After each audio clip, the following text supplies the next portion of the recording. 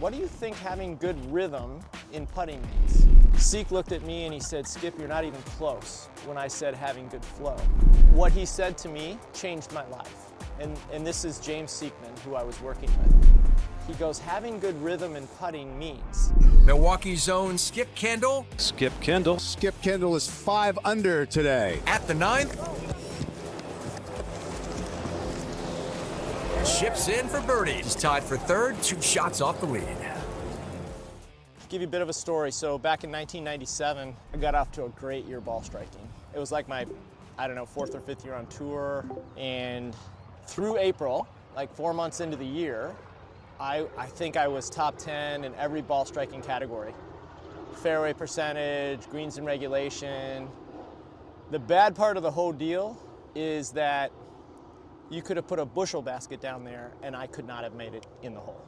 And I think I had made every cut up to that point just because I was hitting it so good. And I think I might have had a snuck in a top 10 at San Diego because all my birdies were like from there. Yeah. But for the most part, I was finishing probably between like 30th and 60th every week because I just couldn't get the ball in the hole. And I felt like I could have done so much damage if I could have putted just halfway decent. Mm-hmm. And this is going back, almost 30 years. So I didn't even know of any short game coaches at the time. I think Dave Pelz was out around, but I don't think he was really coming out to tournaments and didn't even think about having a short game coach, but I knew I needed help. But I had seen this guy coming out with a friend of mine, Tom Pernice, who still plays on the Champions Tour today. And I'd seen him around the short game area. I'd seen him around the putting green. So I went over to Tom and I said, hey, Tommy, is that a short game coach you're working with, And he said, yeah, I met him last fall. He's really helped me out a lot. And I said, man, do you think he would work with me? I'm really struggling on the greens. And he said, yeah, I know. And he said, yeah, I'm his only client. He wants more clients. That's why he's coming out. So he gave me his number. I called him up. He happened to be coming out next week to Memphis, FedEx St. Jude Classic. Met him on the putting green on Tuesday. He had me hit several putts from around the green. And he said, to me, he said, Skip, your mechanics look okay, but I think we're going to make a few tweaks with, some of the stuff that you're doing. But he said, do you know what having good rhythm in putting means?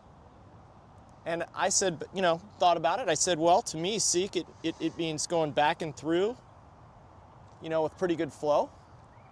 And so I'll pose that question to you. What do you think having good rhythm in putting means? About the same thing, going back and through with pretty good flow. Maybe accelerating slightly through the ball, keeping it to like a tick-tock kind of pace. Right. So you're probably ahead of where I was at the time because you've probably heard people, you've probably heard metronomes and all that. Have you worked with one? Yes. Okay. Almost every day. Even better. Yeah. So, but do you know what having good rhythm with using a metronome means? Because that's the key thing. So if you have basically the same tempo every time, instead of being like jerky and like controlling speed by taking it back almost a certain distance, you can create more feel for distance control. Okay, I like your answer. You're not wrong at all. But what he said to me changed my life. And this is James Sieckmann, who I was working with. I was his second client ever, I think, on PGA Tour. And James, I worked with James for probably over 20 years. And a lot of the stuff that I do here is a lot of the stuff that I learned from him, kind of a culmination of putting it together, making my own putting system, and so on and so forth. But Sieck looked at me and he said, Skip, you're not even close when I said having good flow. He goes, having good rhythm in putting means that it takes the same amount of time for your putter head to go back and through no matter what length the putt is. I was like, that's impossible. If I'm at 45 feet, how can a 45-foot stroke take the same amount of time as if I went up to 2 feet up here? I was like, that's impossible. The 45-foot stroke it's longer. It has to take way more time. He goes, no, it doesn't. It's the same. I go, no, it's not. He goes, yes, it is. I go, no, it's not. We went back and forth. And so he pulled out of his pocket, which at the time, we didn't have smartphones back then, but it was a musical device. I never played a musical instrument, so he said, "Do you know what a metronome is?" I said, "I have no idea." And he goes, "Well, you ever seen those silver balls that go back and forth?"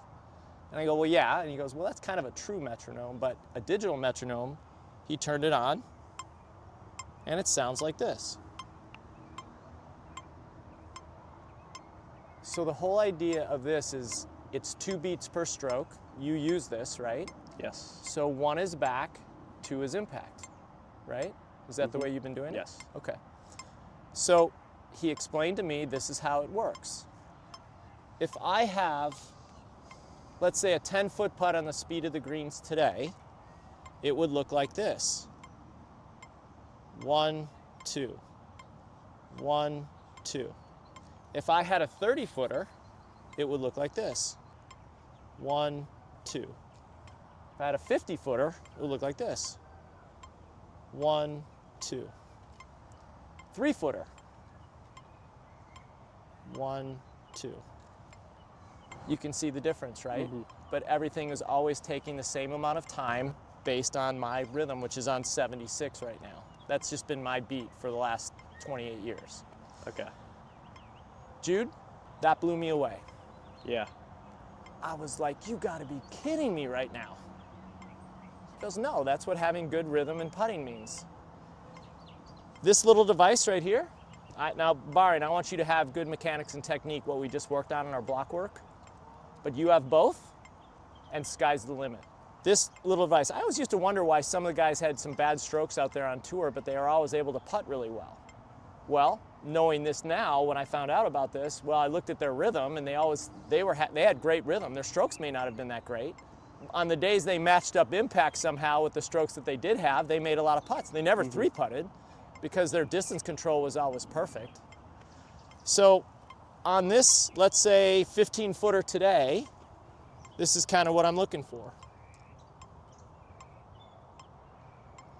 1, 2. Good speed, right? 1 is back, 2 is impact, okay? I want to see you hit some here. And what I want you to do, though, is I want you to always count out loud. And I know you've been doing this, so this is going to be, fairly easy for you. Now, what we just did in the block work, still want you doing, though.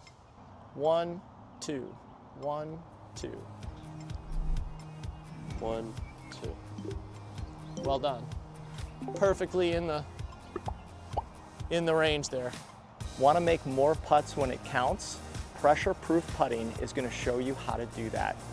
Grab the link below and catch your 3 free videos so you can do that under pressure.